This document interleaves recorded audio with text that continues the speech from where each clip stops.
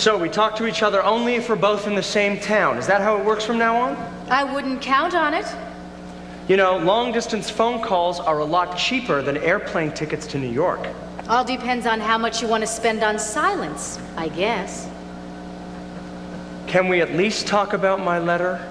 Oh, your letter. What'd you think of it? My professional opinion? Gabby, we're not talking about fiction now. Well, you could have fooled me. God knows you're fooling yourself.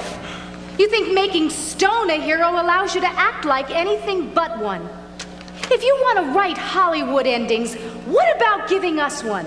Where you start acting like he does and he starts writing like you do. Okay, don't take my calls. If you won't listen, then read.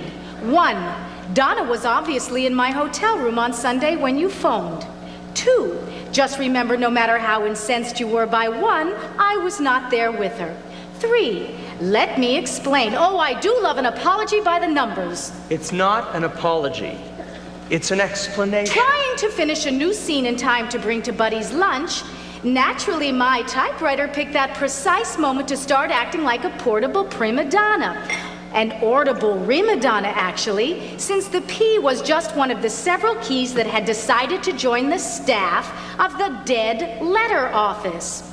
Halfway out of the lobby, I bumped into Donna. Halfway in, having been dispatched by Buddy to make sure the pages got done. Otherwise, she could have not gotten into my room, where using her own far more reliable Corona to type up my notes, which she was doing when you called while I was on my way to Buddy's, never dreaming that her presence, despite my absence, was going to cause you such needless, so easily avoided pain. That's it? That's the explanation? That's it.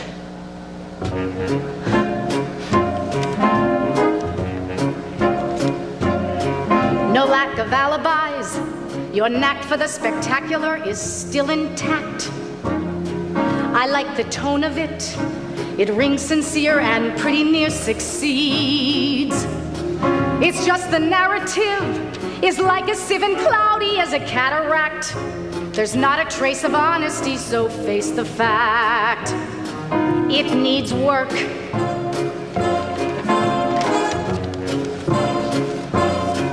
You dodge emotion, dear. Your logic's unconvincing as it strains to please.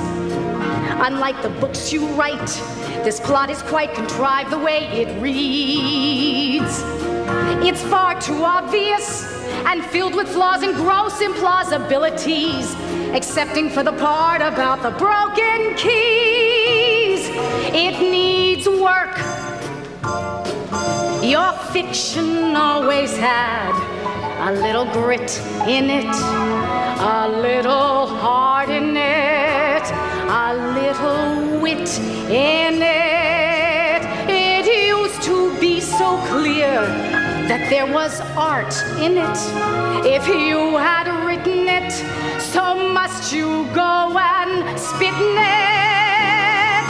And come to think of it, your writing always mirrors our relationship, with dangers cropping up and sweet young strangers popping up like weeds. So if you wish official pardoning, you better do a little gardening.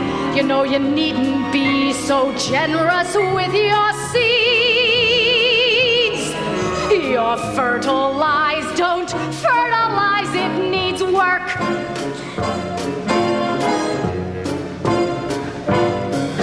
We used to sit in bed and read each draft out loud. We'd play each part and talk the story through. Remember all we said and how we laughed out loud. Now take a closer look at you. I ought to throw the book at you. You had to ruin it. This plot has got a lot of deja vu in it. Familiarity. And in this case, we both know what that breeds. But call me anytime you've seen yourself, when you've decided to redeem yourself. yourself when you've discovered where this self-deception leads.